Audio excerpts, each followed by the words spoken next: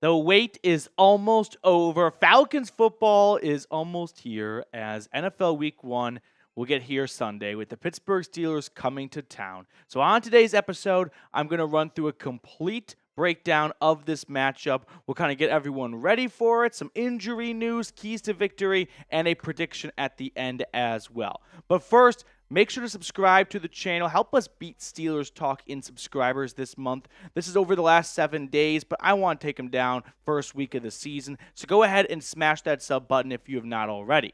Now, let's run through a little bit of a primer for both these teams as we look back at 2023 with the Falcons coming in with a brand new offense, of course. So I don't pay much attention to the points per game or yards per game. I do think it's somewhat important to look at the red zone and third down because those are areas for improvement for Atlanta. They were one of the worst red zone offenses last year, middle of the pack in third down. Meanwhile, the Steelers defense, one of the better red zone defenses, so that's going to be a tough matchup for the Falcons. As for Atlanta's defense and the Pittsburgh offense, just like the Falcons offense, it's a brand new Steelers offense with Russell Wilson at quarterback now, but hopefully the Falcons can build off of what they did last year in those really clutch moments. Red zone defense for Atlanta, top 5. Third down defense, top 3. Steelers red zone and third down offenses, some of the bottom tier of the NFL. So those are areas to watch for in terms of can we see an improvement from last year or a continuation of last year.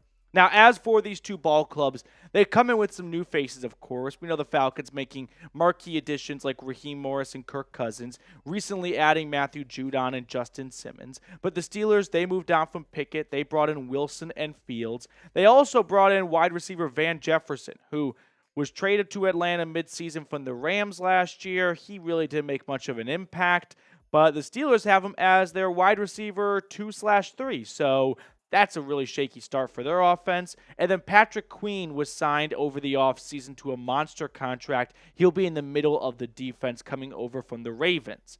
As for some departures now, Falcons moved on from Mack Hollins. He went to the Bills. Calais Campbell and Bud Dupree, who were the co-leaders in sacks last year, are elsewhere. Jeff Okudah went to the Texans. The Steelers lost Kenny Pickett voluntarily. They traded him to the Philadelphia Eagles. Deontay Johnson was traded to the Carolina Panthers. Allen Robinson left in free agency. And then Patrick Peterson was released as well. So overall, these are two nearly entirely different rosters. Like the most important position, of course, the quarterback, has two new faces there. So I don't think we can draw too much from last year, but there are some things you could look back at in 2023 and apply to 2024. Now, my first key to victory for the Falcons, attack the rookies. The Falcons' first-round draft pick, Michael Penix, no offense, hopefully won't play tomorrow or won't play Sunday, right? Kirk Cousins hopefully will stay healthy and have a monster game. But the Falcons, I beg your pardon, the Steelers, they have some rookies in important positions, like second-round draft pick out of West Virginia, Zach Frazier. He's in line to be their starting center. First-round draft pick out of Washington, Troy Fautanu. He may or may not start at left tackle. We'll have to watch this one throughout the week. Broderick Jones, who's not a rookie, but he is in his second year out of Georgia. He's in for a much larger role this year. He is the team's starting right tackle. So all eyes are on this Falcons front 5 to pick on those two rookie offensive linemen. David Onyemata and Grady Jarrett give Zach Frazier hell over the middle. He was a highly touted center, interior offensive lineman coming out of West Virginia, but I am looking for the experienced veteran players on this Falcons defense to pick on those rookies, and for Raheem Morris and Jimmy Lake to confuse those guys, throw different blitz packages at them, different stunts. Don't make it a simple preseason game where it's man-on-man. No, throw different looks, throw things you've never seen before at him, and completely drown him in paperwork because he does not even know where to begin when it comes to his assignment for his first NFL start. Now, before we look at my next two keys to victory, today's show is brought to you by our great sponsor, Game Time. Game Time is a new feature called Game Time Picks that makes getting tickets to see your favorite teams play live even easier. Game Time Picks filters out the fluff to show you only incredible deals on great seats so you don't have to waste time searching through thousands of tickets. Take the guesswork out of buying tickets with Game Time. When you download the Game Time app and use code CHATSPORTS, they'll give you $20 off your first purchase. Terms apply, but again, create an account and redeem that code CHATSPORTS for $20 off your first purchase. Something I really like about Game Time is they offer the Game Time guarantee. If you find tickets in the same section and row for less, Game Time will credit you 110% of the difference. Download the Game Time app today, create an account, and redeem code CHATSPORTS for $20 off. I put all that information in the comments and description of today's video. Download Game Time today. What time is it? Game time. Second key to victory, blitzing Russell Wilson. Russell Wilson is basically a shell of what he was in Seattle. He had 2 semi-broken years in Denver with an improvement in year 2 compared to year 1. But still, he was far from that Super Bowl winning quarterback we saw in Seattle. And I don't think things are going to get much better for him in Pittsburgh. Now, was Russell Wilson a good fit for Sean Payton in 2023? No, the two just did not line up. Sean Payton, as a play caller and a coach, wants the ball on a schedule. He wants the ball out quickly. Russell Wilson likes to hold on to the football, which brings us to this. Last year, he was in the pocket, for 2.7 seconds from the time the ball was snapped to either when the ball was released or the pocket collapsed due to pressure. That was tied for second longest in the NFL.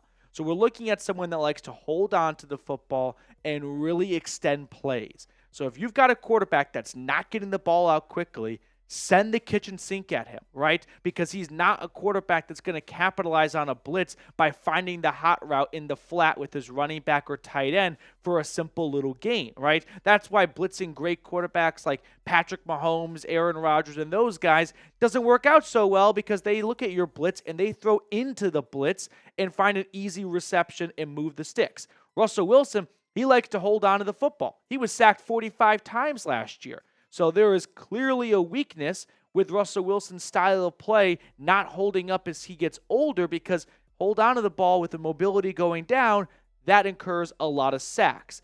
Russell Wilson at this point of his career has become a boom or bust style quarterback. I call it the Alabama basketball offense, right?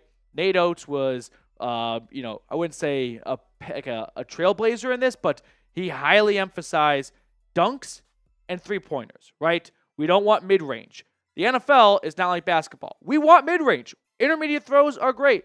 Throw it to the sticks. Get 10 yards. It doesn't have to be a short pass behind the line of scrimmage or a 45-yard pass down the field. Russell Wilson, however, only looks at the field in those two ways. He was 11th in 20-plus yard pass attempts last year, but he was also 4th in behind the line of scrimmage. However, he was ranking bottom 15 in intermediate passes. The guy is a boom or bust quarterback, right? He either wants the deep three or he's going for the layup. Those are great in basketball. Does not translate to the NFL because it becomes too predictable for the defense, right? They know we don't have to protect the middle of the field. He's either going deep, which has a low probability of success, or he's going to dunk it off to his running back. So we'll just shadow his running back and stick a linebacker or safety on him, almost like a quarterback spy. Pressure Russell Wilson.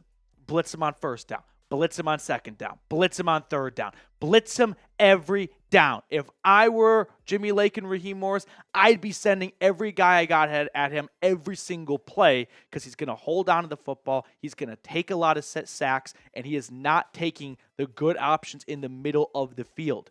Make him pay for this. So how would you grade the Falcons defense as we talk about it as a whole? A, B, C, D, or F? With the additions of Justin Simmons and Matthew Judon, I'm going to give the Falcons defense a B, a solid B. Let me know what your letter grade, though, is down in the comment section. I always love seeing what you guys have to say. Third and final key to victory. This one kind of goes to the guy on the other sideline, Arthur Smith, but hopefully he's not watching this video. Feed the stars. The Falcons have a bunch of star power on their offense. Bijan Robinson, Drake London, Darnell Mooney, Kyle Pitts, first-round draft picks in Robinson, London, and Pitts. Feed your playmakers. That was ultimately, I feel like, not the Achilles heel for Arthur Smith as the Falcons head coach, because the true Achilles heel was not getting the quarterback position right. But the second one was, For whatever reason, he felt like at the goal line, I'd rather give it to Jonnu Smith on a jet sweep than Bijan Robinson. That just never made sense to me. So when you look at the 2023 numbers, those 3 top 10 draft picks, look at the amount of touches they had and then where that ranked amongst their position. Bijan Robinson, 272 touches. That was 12th for all running backs. Guys, Chuba Hubbard got more touches than him. That's a crime. That's Guantanamo Bay. Drake London, 30th in receptions amongst all wide receivers. Kyle Pitts, 16th. Chigo Okonkwo from the Tennessee Titans, who you probably have never heard of until I just said his name right now, got more receptions than Kyle Pitts last year. Those should all be federal offenses. Raheem, I know you're watching. Do not overcomplicate this. That was a huge issue for Arthur Smith. He got too cutesy with it. He didn't want to go to his superstars and be a little bit too predictable. But at some point, it's 11 on 11. If you've got a wide receiver who is more talented than the cornerback in front of him, go with the football to Drake London, to Kyle Pitts, to Bijan Robinson. Don't try and overcook this and think, well, they're expecting London, so let's get Kadero Hodge involved. No, screw Kadero Hodge. Get Drake London the football. Get Kyle Pitts the football.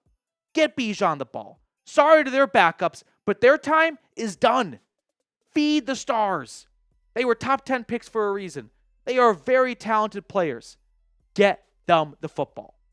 Now, some injury news to put a bow on today's video.